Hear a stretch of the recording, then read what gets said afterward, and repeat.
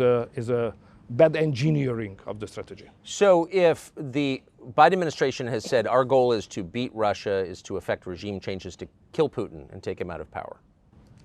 They misunderstand probably the Russians. To understand the Russians, it's a difficult thing, especially if you have an ocean between you and Russia.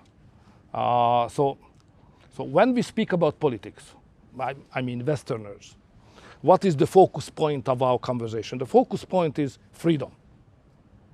How to provide more and more freedom to the people. Yes. When you speak on politics in Russia, this is not the number one issue. The number one issue, how to keep together the country, because the country is very big. And there's a privilege of the question how to keep together the country and not freedom. Freedom is just another issue, second, third, whatever. First, keep the country together. And that's generate a different kind of culture and understanding of politics. That's create a kind of military approach like they have. Always on security, safety, buffer zone, geopolitical approaches. It's not our culture, it's a different approach.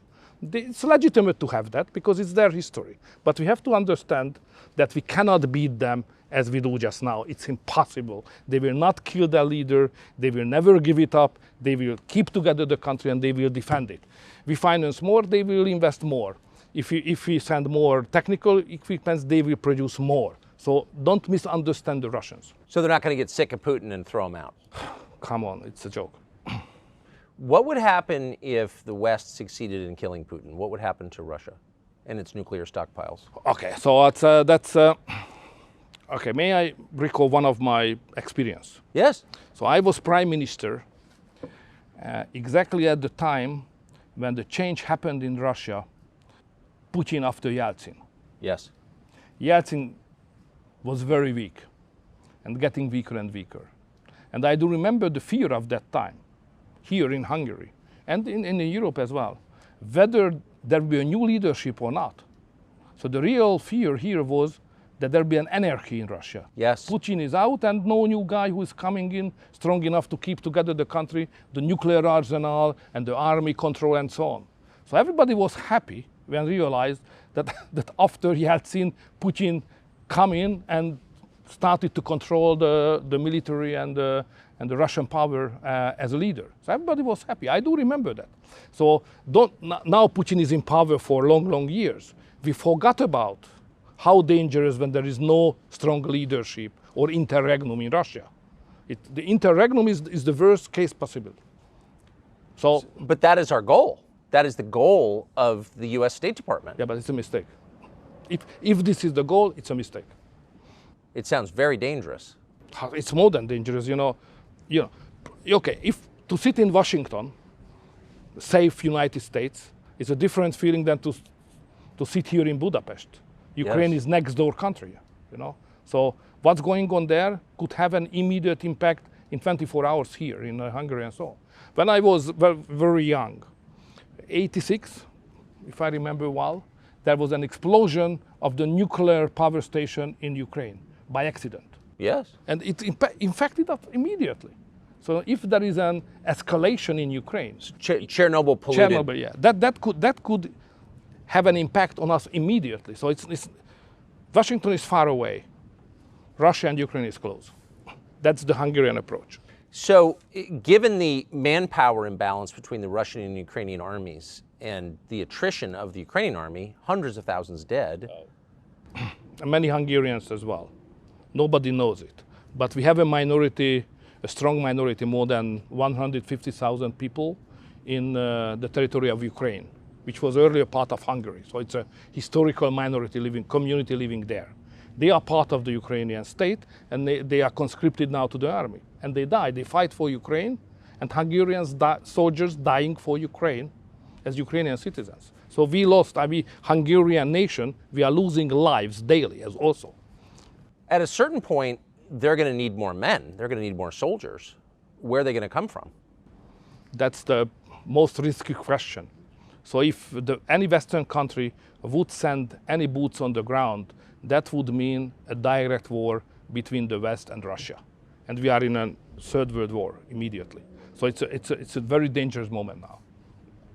That's obvious to you. Absolutely. Not for me. everybody on the street. All the ordinary citizens are aware that we are living in a very dangerous moment. So the Third World War couldn't knocking on our door. So we have to be very, very careful. And that's my message always to America as well at NATO summit. Be careful with that. And what kind of response do you get when you say that? You know, they are bigger, therefore they are more clever. So that's always the case. So they don't listen to you. We can say in that way also, yeah. I have to ask you about Nord Stream. So it seems very obvious that the Biden administration blew up Nord Stream, either directly or through proxies. I've never heard anyone dispute that, really. How is Western Europe, and Germany in particular, the biggest NATO member in Europe, not saying anything about this? It seemed, I mean, that just crushed the German economy. Why don't they say a word about it? So when it has happened, we commented it as a terrorist attack. Yes. It was rejected in Germany and in the West. It was not a terrorist attack. It was something, you know. So that's a kind of evidence of lack of sovereignty. But it's the job of the Germans. I would not like to criticize them. What we Hungarians did immediately, we made clear that there is another pipeline, not just Nordic Stream, but there is a southern stream, coming gas from Russia through the southern corridor. Turkey, Bulgaria, Serbia, Hungary. And together with the Serbian Prime Minister, President, we did very clear that if anybody would like to do the same thing with the southern corridor as it was done with the northern one, we consider it as a reason for war or terrorist attack, and we will immediately react. So don't do that. Probably you can do it with the Germans, but you can't do that with this region. That was very much clear. Do you think people understand that? I think so. You were not speaking to the Russians when you said that. On that subject. Yes. It's a Hungarian issue, it's not a Russian issue. Right, but when you said to the world, don't commit an act of terror against this pipeline, you weren't speaking. It was not addressed to Moscow, no. No, it was not, right. So if you were in charge of NATO, if you were, say, Joe Biden, what would your next move be in the war in Ukraine? What would you do? Peace, immediately. Call back Trump. That's the only way out. Call back Trump. Call back Trump. Because, you know, you can criticize him for many reasons. I understand all the discussion, but, you know, the best foreign policy of the recent several decades belonged to him. He did not initiate any new war. Yes.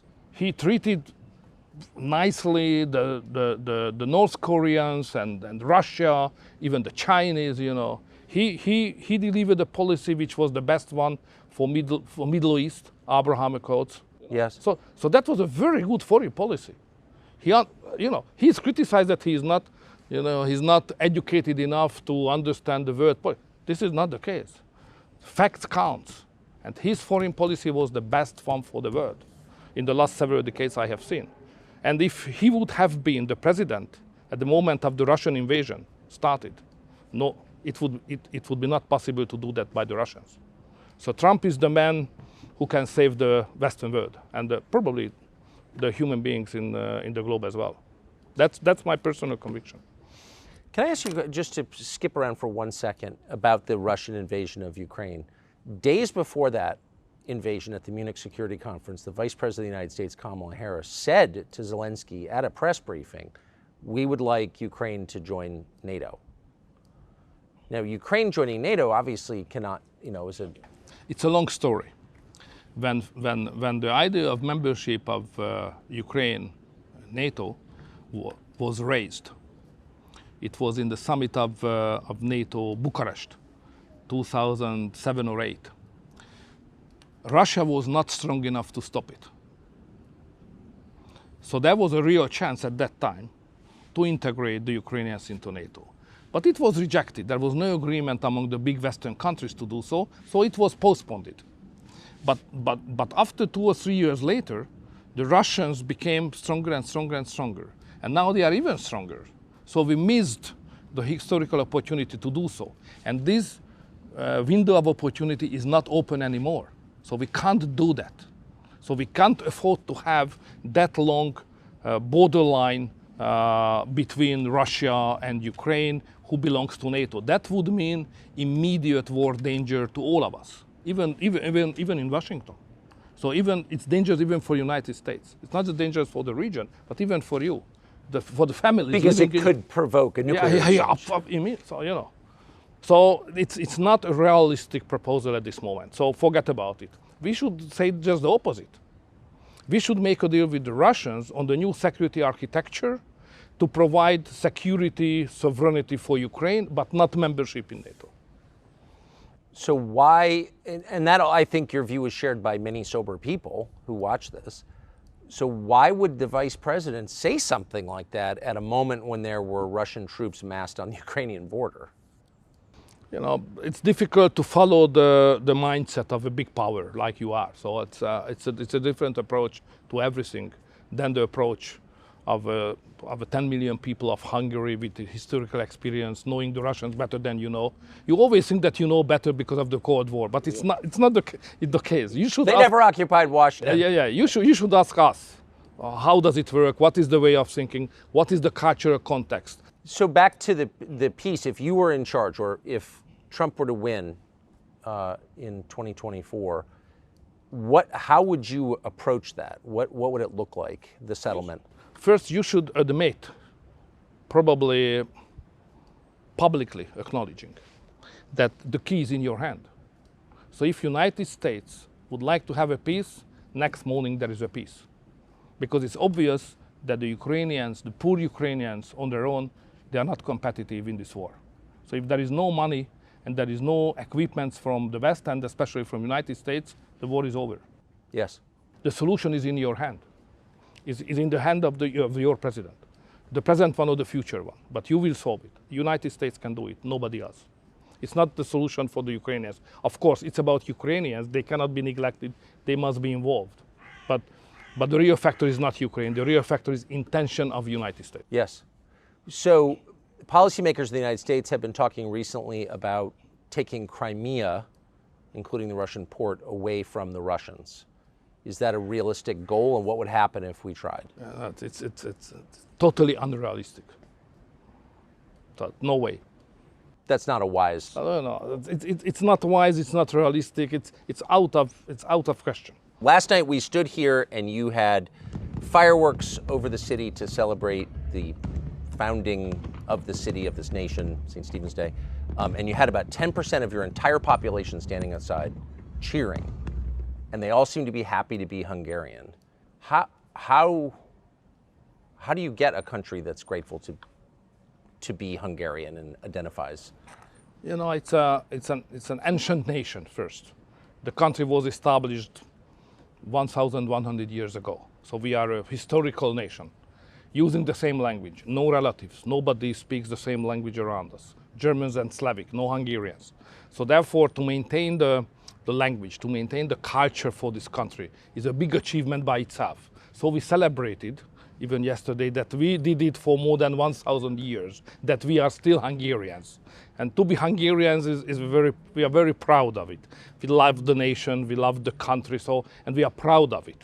It's not very much mainstream thinking, political thinking of today Western societies, but in Hungary we are still very patriotic and Christian and committed to that values, not in an ideological level, but on the streets every day.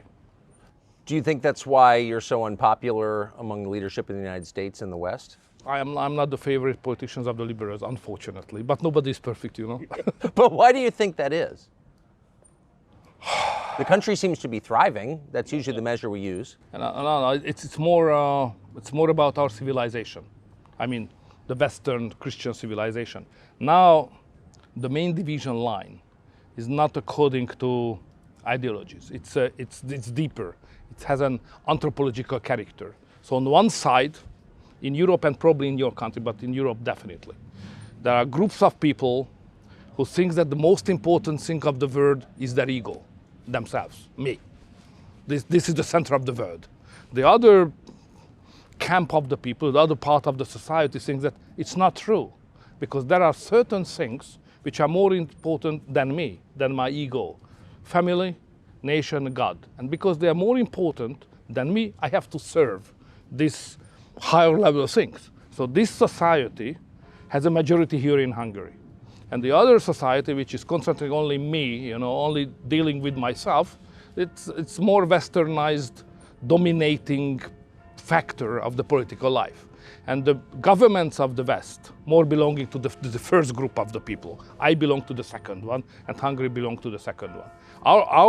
Our constitution is concentrating on the we, how we are linked together, family, nation, God, what is common, So we, the Hungarian nation, that's how we speak on that. It's totally out of fashion now in the Western European societies. But why would that be so provocative to certain people in the West? I mean, different countries have different traditions. Mongolia has its own religions, language, but that's not offensive. But something about what you said is very offensive. Because in the Western societies, politics very often led by intellectuals. And the intellectuals like to be ideologists, a special approach from the ideological point of view.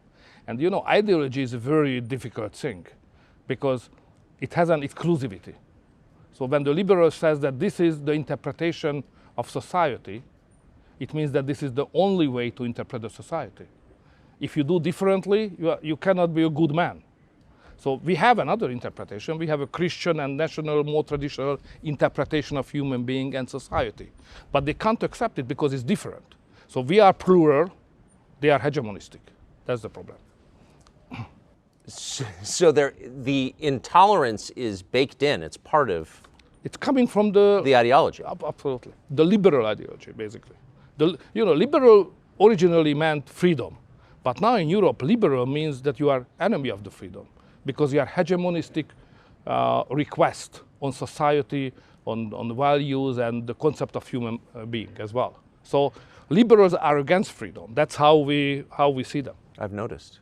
I mean, I don't live in Hungary. I can't assess it. I can assess your media landscape, which is much freer than ours, much freer, much more diversity. I have to fight every day. In the United States, right. The people who run our country don't. Virtually every media outlet is on their side, reflexively. And yet they describe you in the United States in the media as a fascist. And the Biden administration seems to believe it, the State Department anyway. The U.S. is the biggest, most powerful country in the world. Are you worried about being crushed by the United States? It's dangerous, may I say. So we should not neglect the importance of that fact. When the United States administration does not like you or consider you as an enemy or having a backtrack, it's dangerous in international politics, So you are powerful, still number one power of the world. So if you criticize somebody, we have to be very cautious how to deal with that. And now the Democratic administration does it regularly. So we have to be clear here that this is not the voice of America, it's the voice of the administration of the United States. Not all Americans has the same approach as the government. Like the Republicans, who are far closer on value basis to us. The previous president is friend of Hungary on the value basis, historically and wholeheartedly. So it's a real friend. So don't make a mistake to consider United States equal to the United States administration. Yes. And I think that difference is important because you have competition, a political system based on competition, and hopefully Trump will come back or Republicans will come back, and the relationship will be again very good. But now it's absurd. Can you imagine that United States government deleted the agreement between Hungary and the United States on double taxation, but they still have the agreement between Russia and United States? And that means that American citizens, for those who don't know what this is, American citizens who live and work in Hungary have to pay Hungarian taxes to your government, but also full federal taxes to the United States. But the attitude as such, we are a member of NATO, we are ally to the United States, and we are worse treated than the Russians, What's that about? What is it about? It's what you just said. So it might be helpful to say it out loud. Now, the Biden administration spent U.S. tax dollars to campaign against you in your last election. They didn't succeed. You won, in a fair election. Big money. Big money. I don't think most Americans understand that their tax dollars went to defeat you in Hungary. Yeah, exactly. But that's not, I mean, if you respect democracy, don't you let countries govern themselves? It's definitely against all the principles we confess. Yes, it is. Are you worried about American control over Hungarian debt? That? Debt, yeah, debt. I mean, are you worried that the Biden administration could potentially hurt Hungary economically? No. 10 years ago, probably that could have been the case, but today we are strong enough. No. It's not easy. It's far easier to cooperate with the United States government. It's far nicer horizon to have a good relation. But even without that, we can stand and we can survive and we can grow. Even we can grow, not just finance, but we can grow. So in the American media, you have been dismissed as a puppet of Russia, a friend of Putin's. I want to put on the screen a picture of you being arrested by Soviet-backed police as a young man. This country was occupied by the Soviets, by the Russians for 40 years. So given that, are you a bootlicker of Putin? Are you a puppet of Putin? What's your view on Putin? When I have first time met him, come back as prime minister, we said very clearly, don't touch upon history, because the history between Russia and Hungary is rather sad.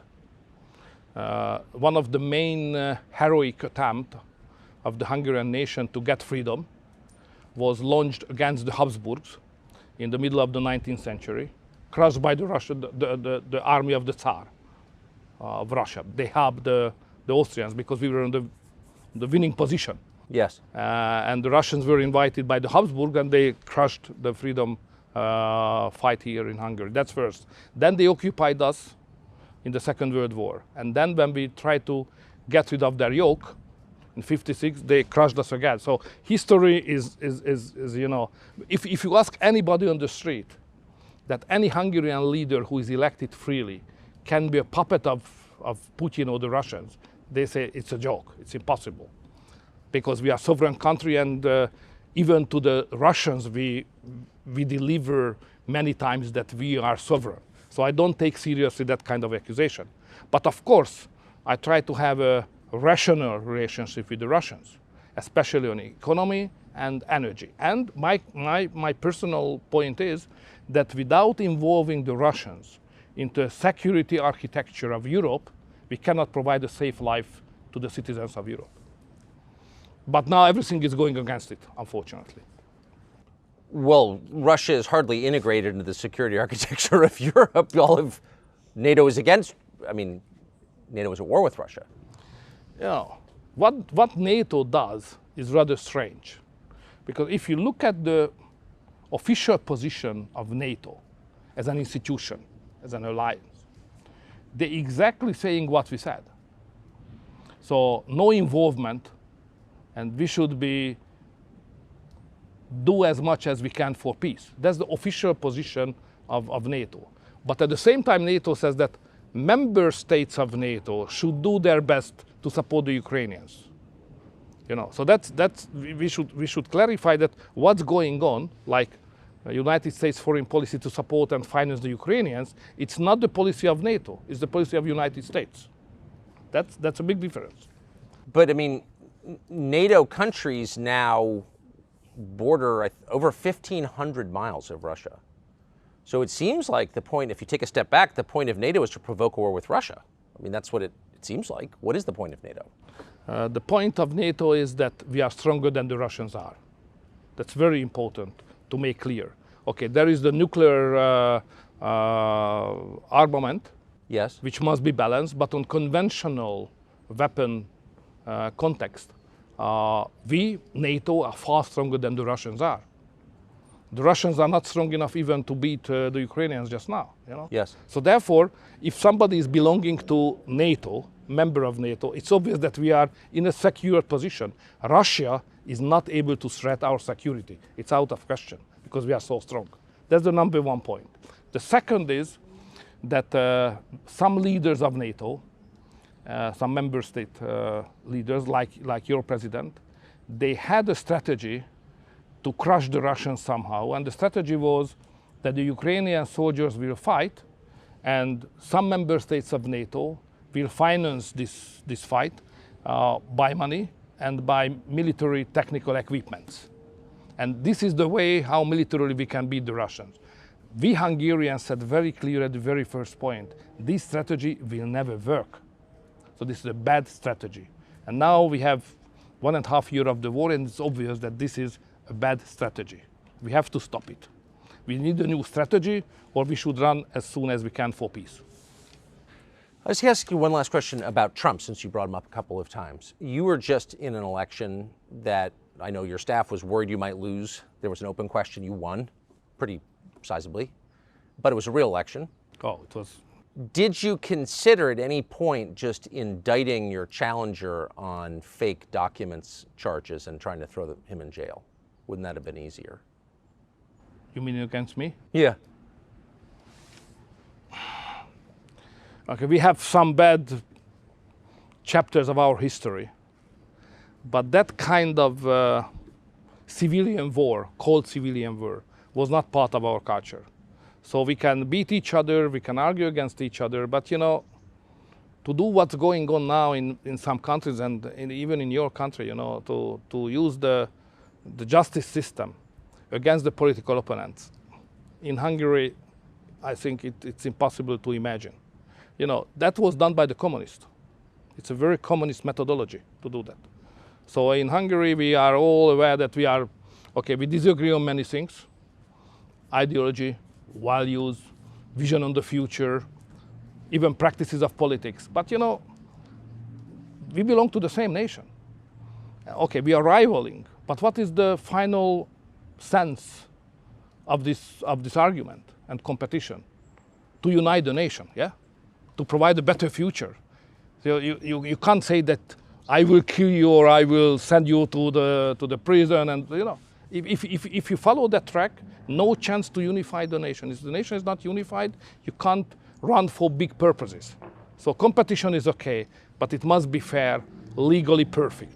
Otherwise, you can sacrifice your country and the future of your country for your personal success, which is not acceptable, at least not in Hungary. Mr. Prime Minister, thank you very much.